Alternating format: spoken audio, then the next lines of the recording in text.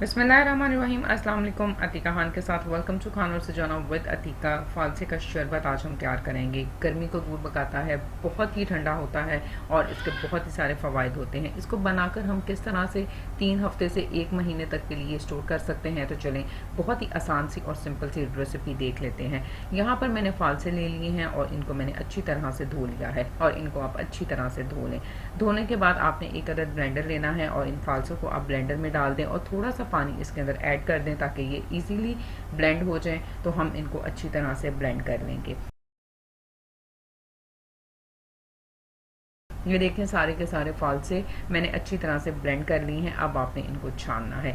छानने के लिए आपने छन्नी ले लें और इसके अंदर ये फालसे का पल्प ऐड करें और थोड़ा सा ऊपर से पानी ऐड कर इसको अच्छी तरह से आप छान लें। जितना ज़्यादा पल्प इसका निकलेगा उतना ही ज़्यादा फालसे का जूस हमारे पास अच्छा तैयार हो जाएगा। तो बस इस तरह से थोड़ा सा पानी इसके ऊपर ऐड करते जाएं और इसको अच्छी तरह से छानते जाएं ताकि हमारे पास पल्प जो है वो इकट्ठा हो जाए। 3 पाव के करीब मैंने फालसे लिए थे और उन सारे फालसों को जो ब्लेंड किया था उनको हमने छान लिया है। अब इसको एक बर्तन में हम शिफ्ट कर देंगे और फ्लेम को ऑन कर देंगे। जी, तो फ्लेम को मैंने ऑन कर दिया है। मीडियम फ्लेम के ऊपर इसको पकाना है और तकरीबन 10 से 12 मिनट तक हमने इसको पकाना है। इसके अंदर हम चीनी ऐड कर देंगे।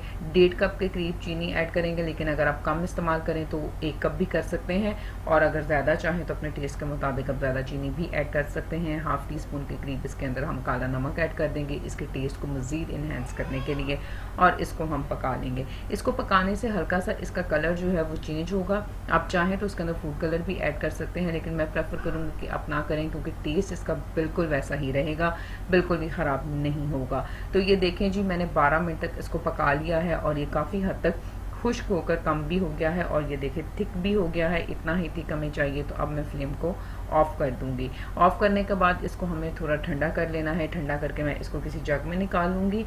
इसको स्टोर करने के लिए आपने कोई शीशे की बोतल लेनी है जिसको धोकर अच्छी तरह से आप खुश्क कर लें। खुश्क करने के बाद आप इसके अंदर आप जूस को ऐड कर दें। हम भी फालसे का शरबत इसके अंदर ऐड कर देंगे। किसी भी चीज़ को प्रिजर्व करने के लिए, स्टोर करने के लिए हमेशा खुश्क बर्तन का इस्तेमाल करें और उसको कोशिश करें कि उसके अंदर पानी वगैरह ना जाए। जब भी अगर आपने उसमें इस्तेमाल करना है तो गीले चम्मच का इस्तेमाल ना करें क्योंकि उससे चीज़ की शेल्फ लाइफ जो है वो बहुत कम हो जाती है और ख़राब हो जाती है। इसलिए इसके अंदर डालें। इसको एयर टाइट बॉटल के अंदर ही डालिएगा। इसको बंद करेंगे हम और फ्रिज में रख देंगे 1 महीने तक, बिल्कुल ख़राब नहीं होगा। इसको निकालें। इसको इस्तेमाल करने का तरीका है, हाफ पल्प हम फालसे के शरबत का लेंगे, इसके अंदर बर्फ़ डालेंगे और साथ में पानी डालकर मज़ेदार सा फालसे का शरबत जब भी आपका दिल चाहे फ्रिज से निकालें, इसको इस्तेमाल करें और एंजॉय करें। चैनल को सब्सक्राइब करना बिल्कुल मत भूलिएगा। फिर मिलेंगे एक नई बहुत ही मज़ेदार सी रेसिपी के साथ और भी बहुत सारी मज़ेदार और आसान सी रेसिपीज़ के लिए मेरे चैनल को ज़रूर विज़िट कीजिएगा। अपना बहुत सारा ख्याल रखिएगा। Thank you very much and अल्लाह हाफ़िज़।